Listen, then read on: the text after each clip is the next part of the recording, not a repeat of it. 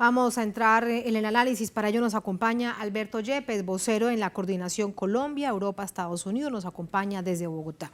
Alberto, bienvenido. Gracias por ese tiempo. Buenas noches.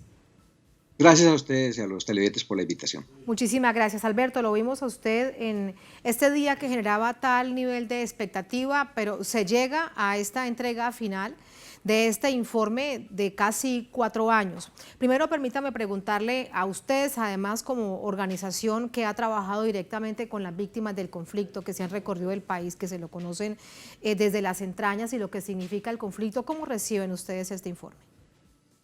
Pues lo recibimos con mucha expectativa, lo recibimos con emoción de saber que se le entregan al país unas verdades que pueden marcar un rumbo para un cambio en la situación política en que hemos vivido en los últimos 60 años y cuya implementación de las recomendaciones le abriría camino a una paz estable, justa y duradera. Creo que las víctimas estaban esperando que esta comisión encargada por el acuerdo de paz pudiera determinar la cuantificación de las víctimas en el marco del conflicto, los patrones, las responsabilidades y sobre todo un derrotero de recomendaciones a implementar que efectivamente permitan superar tantas atrocidades y tantas décadas de conflicto armado y de guerra. Creemos que la búsqueda de la reconciliación tiene que empezar por un compromiso serio con la implementación de las recomendaciones, cosa que, digamos, se evidenció con la presencia del mandatario electo y la propia vicepresidenta. Alberto, y sobre el diagnóstico, es realmente, uno no sabe ni qué calificativo utilizar, pero es una barbaridad hablar de más de 450.000 muertos, más de 9 millones de personas desplazadas, 50.000 personas secuestradas durante estas décadas, 1986 al año 2016. Uno ve todo esto y dice, ¿cuánto ha sufrido Colombia? Este diagnóstico era absolutamente necesario para entender el país. ¿Qué opina usted de ello? Pues que hemos vivido una victimización demasiado prolongada, demasiado intensa, demasiado atroz, cuya magnitud todavía no ha sido hecha consciente por amplios sectores de la población, que todavía creen que la guerra es algo con la que se puede convivir, que no es todavía necesario desplegar un esfuerzo por buscarle salidas a la superación del conflicto, toda vez que el conflicto pues, ha afectado mayoritariamente las zonas más apartadas, las zonas rurales, los sectores más marginados, las poblaciones campesinas, negras, indígenas y los sectores en las periferias del país. Pero creo que el informe lo que pone es justamente al centro una magnitud atroz de lo que, comparado con múltiples conflictos en el mundo, muestra cómo, por ejemplo, la desaparición forzada ha llegado a cerca de 120.000 personas, lo cual es infinitamente mayor que las 30.000 personas que se dieron en Argentina o las 2.900 personas que desaparecieron durante la dictadura chilena. 8 millones de personas desplazadas, es una magnitud, digamos, casi cerca del 14% de la población que ha sido violentamente desarraigada y expulsada de sus zonas de origen. Es una situación en la que, como se menciona usted, 450.000 homicidios solamente entre 1986 y 2016 muestran que el país ha vivido en medio de una atrocidad de la cual muchas veces no ha sido consciente y que la Comisión de la Verdad lo que hace es justamente un llamado a elevar el nivel de conciencia, a decir esto no puede continuar, esto no puede permitirse, es necesario buscarle salidas a la superación de la guerra y sobre todo a los factores que han incidido en la permanencia y la continuidad del conflicto, el narcotráfico, la impunidad, las graves violaciones de derechos humanos, la grave inequidad, las concentraciones graves del ingreso y de la riqueza que han impedido que sectores amplios de la población puedan tener acceso a satisfacción de necesidades básicas, todo esto agravado en medio del conflicto. ¿Será, Alberto, por todo esto que usted nos dice, que usted nos recuerda que hubo tantos intentos de desacreditar, de golpear, de no permitir que avanzara en esta investigación en la Comisión de la Verdad? Claro que sí, Una verdad, es decir, no una verdad solamente eso, extremadamente sino todos los incómoda. intentos que se han hecho por impedir sí, no solamente eso, sino todos los intentos que se han hecho por impedir la implementación de los acuerdos de paz, muchos de los cuales han sido traicionados y en la cual muchos de sus firmantes han terminado asesinados. la Comisión de la Verdad también ha sido desprestigiada, y el propio día de hoy el señor presidente no solamente hizo un desplante porque conocía que de la fecha de la presentación del informe, pues era su obligación estar presente, sino que se refirió en términos absolutamente displicentes, como que el informe tenía un contenido de posverdad.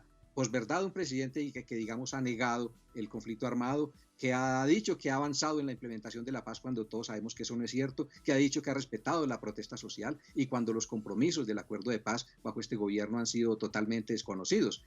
Seguramente este gobierno continuará en su serie de ataques a la Comisión de la Verdad, se opondrá a la implementación de las recomendaciones y por eso no hizo presencia en el día de hoy, pero creo que lo importante es que hay la esperanza de que el nuevo gobierno, con su presencia en el día de hoy y con sus afirmaciones de que hasta el último colombiano va a conocer el contenido de la Comisión de la Verdad y que se compromete a la implementación de las recomendaciones, pues abre un camino de esperanza en que el camino de la paz va a ser posible a partir, digamos, del próximo gobierno.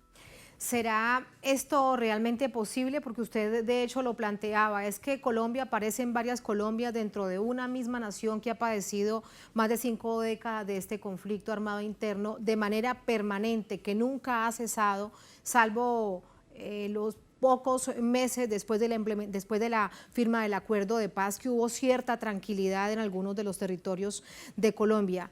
Poder contarle a toda Colombia que eso es real, aquellos que la niegan, aquellos, por ejemplo, que están en las principales ciudades y que no les toca directamente el conflicto, que no han visto la muerte de cerca o el desplazamiento, o las masacres y creen que eso sucede muy lejos.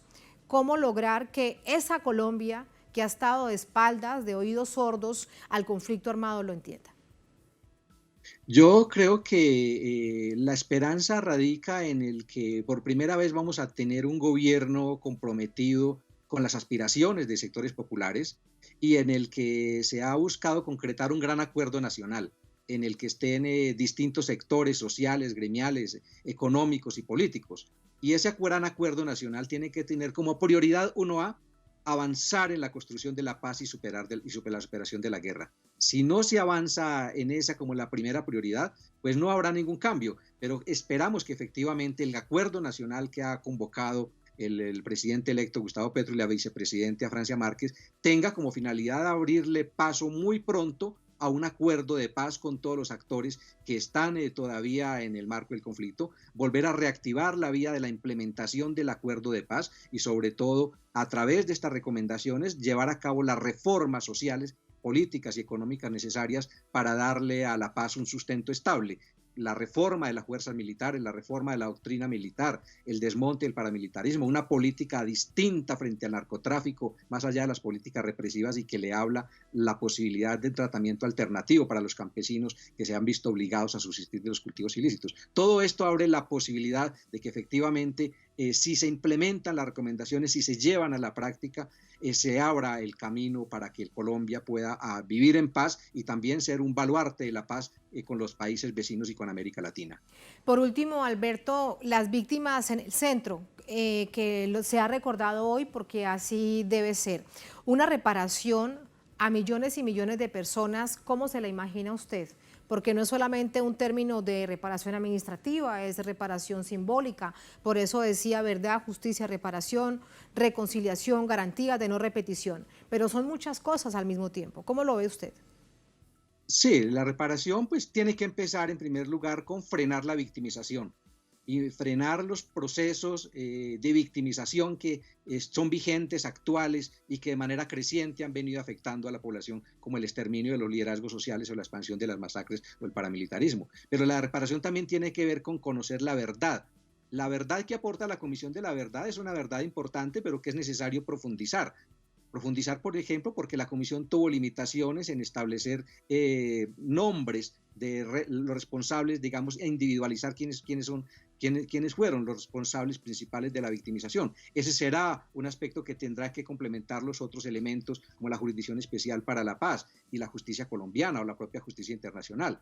También la reparación obviamente tiene que ver con las reformas económicas, la reforma rural integral que efectivamente permita el acceso a la tierra a las poblaciones que carecen de ella, la reparación económica a los sectores indígenas, campesinos, afrodescendientes que están en una situación de miseria y abandono, tiene que buscar que las reformas económicas los alcancen efectivamente en superar las condiciones de vida deplorables en las cuales ellos viven. Por eso la paz no puede ser solamente una paz con los actores armados, una paz con la insurgencia, sino una paz con el movimiento social que ha venido movilizándose desde el paro de abril del 2021, planteando unas reivindicaciones para un cambio total en la política económica, en la política social y en la desatención que han tenido los sectores sociales tradicionales. Esa es la paz que busca, digamos, y que también las recomendaciones de la Comisión de la Verdad busca que se avance en este sentido para que la paz sea estable, total, integral y duradera.